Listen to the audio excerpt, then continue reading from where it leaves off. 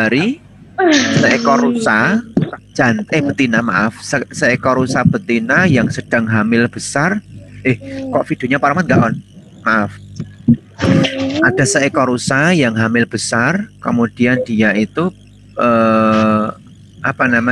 mau melahirkan anaknya, tapi dia kesulitan mendapatkan tempat untuk melahirkan anaknya. Kemudian dia pergi sendiri tanpa didampingi pasangannya, ya. Ternyata ketika di tengah hutan itu, apakah? Tapi semuanya di-on-kan lah. Masa Pak Rahmat ngomong sama gambar hitam, kayak ngomong sama makhluk goib, nggak ada. Liu, Farah, Sofa, Farah, Liu dihidupkan kameranya. Jadi Pak Rahmat ngomongnya beneran, ini ada muridnya di situ nih. Itu.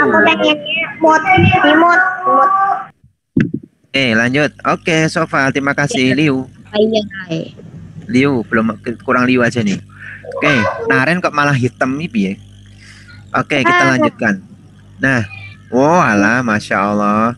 Kita lanjutkan. Kemudian si rusa tadi pergi ke tengah hutan, tapi ternyata dia mendapatkan ancaman yang luar biasa. Nyawanya, orang Indonesia mengatakan di ujung tanduk, katanya gitu. Artinya dia nyawanya sangat terancam. Kenapa terancam? Di tengah hutan dia tidak punya teman. Kemudian dari sebelah kanan itu ada pemburu yang siap melesatkan anak panahnya. Di sebelah kanannya rusa. Di sebelah kirinya rusa itu ada macan. Wah, ada macan besar, lapar yang siap menerkam. Pak Rahmat ulangi, sebelah kanan ada pemburu, sebelah kiri ada macan besar lapar, di belakang ada kebakaran hutan yang apinya semakin ke sini semakin besar. Di depan itu adanya sungai besar yang kalau misalkan rusa itu masuk ke situ pasti hanyut, minimal dia kelelep, tidak bisa berenang terlalu lama karena sungainya cukup besar. Nah, apa yang dilakukan berikutnya? Pertanyaannya Pak Rahmat ke teman-teman semuanya, apa yang mau dilakukan rusa berikutnya? Siapa yang tahu? Loncati. Hah? Terobos mana? Terobos kalinya. Yuk, kalinya besar, dalam, lebar loh. Nggak bisa, mesti mati. Loncat. Apa? Loncat, nggak bisa lah. Sungainya itu besar sekali. Mau kemana kira-kira? Mengambil air lalu memadamkan api. Sebetulnya benar, tetapi bukan itu jawabannya. Itu masuk akal, tapi bukan itu jawabannya. Ada yang lain? Kira-kira gimana? Mosok itu si rusa itu ngambil air pakai mulutnya, kemudian dia berlari memadamkan api? Nggak mungkin lah. Masa pakai ember? Piye sing megang embernya? Nggak bisa. Rusa itu nggak punya sayap kok terbang. Jawabannya adalah dia bertawakal kepada Allah. Bukan mau jawab doa. Enggak apa-apa. Lah kamu nggak mau jawab kok. Dia bertawakal, dia berikhtiar, berdoa kepada Allah agar diberikan pertolongan. Ternyata pertolongan Allah yang pertama yang datang adalah hujan yang cukup lebat. Ya, perhatikan. Di situ ada hujan yang cukup lebat.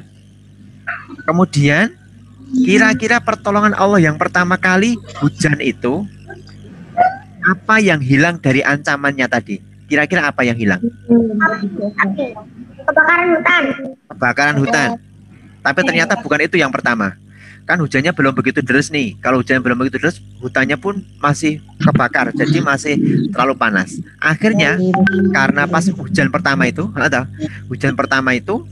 mata dari pemburu tadi kabur matanya, pandangannya kabur. Kenapa kok kabur? Iyalah, wong dia ada air hujan di depannya gini. Jadi mau mana itu? Mana nih? Jadi dia ngusap mata, matanya dibuka-buka kayak gini supaya apa? Dia bisa melihat dengan jelas. Tapi ternyata hujannya semakin deras. Nah, Kemudian pas waktu sudah siap-siap melesatkan anak panah itu, di depan sana tadi ada apa? Ada apa? Di sampingnya rusa tadi ada apa? Macan, betul. Kira-kira kena siapa itu nanti? Macan. Betul, kena macan. Pas waktu membidik itu, dia sebetulnya tidak ke macannya, tapi ke rusanya. Tapi karena pandangannya kabur, arah panahnya meleset, tidak jadi kena rusa, tapi kena macan. Apa yang terjadi kira-kira? Macannya mati. Macannya mati, betul. Macannya mati. Jadi satu ancaman dah terlewati. Nah, masih ada 2 ancaman. Kemudian dia berdoa lagi, ya Allah, berikanlah pertolongan kepada hamba-Mu. Nah, Gimana berdoanya, Pak? ya itu kan bahasa hewan. Kita nggak tahu lah. Itu yang tahu hewannya sendiri. Kemudian itu hujannya semakin deras nih. Hujannya semakin deras. Mana gini masa? Lah masa hujan gini? Ya hujan dari atas gini lah. Masa gini? Jadi tangan hewannya gini. Waktu doa tangan hewannya gini. Oh. Nggak usah nanya cara berdoanya gimana. Yang tahu ya hewannya sendiri. Nah, akhirnya apa? Iya sih. Akhirnya hujannya semakin deras. Karena hujannya semakin deras, pemburu tadi itu semakin kedinginan. Dia semakin kedinginan. Kemudian dia berusaha untuk apa? Untuk menyelamatkan diri dari hujan yang sangat deras. Nah, dia berlari. Oh, di sana ada. Tapi kepleset batu masuk sungai mati. Enggak. Dia berlari, kemudian dia mencari tempat berteduh. Berarti 2 ancaman sudah hilang. Pemburu berteduh, macane wes mati. Tinggal apa? Hujan. Kebakaran, betul. Kebakaran itu ternyata hujannya semakin deras.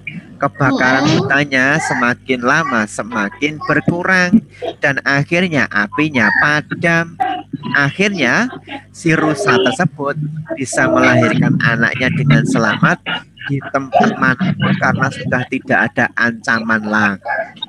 Nah, seperti itu kisahnya, teman-teman semuanya. Pertanyaannya Pak Rohman, apa yang bisa diambil dari kisah itu? Silahkan dijawab.